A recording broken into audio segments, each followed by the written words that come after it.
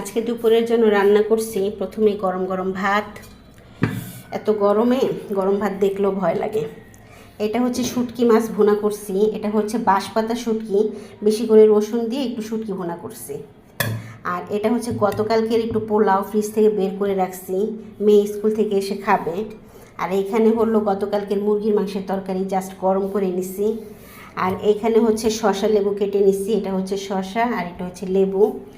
আর এইখানে গতকালকের একটু গরুর মাংস রয়ে গেছে, এটাও গরম করে নিছি। আর এইখানে হলো মুসুরির ডাল রান্না করছি, আজকে আম ছাড়া মুসুরির ডাল রান্না করছি, মানে টক ডাল রান্না করি নাই, মানে 5 ফোড়ন দিয়ে একদম পাতলা করে ডাল রান্না করছি।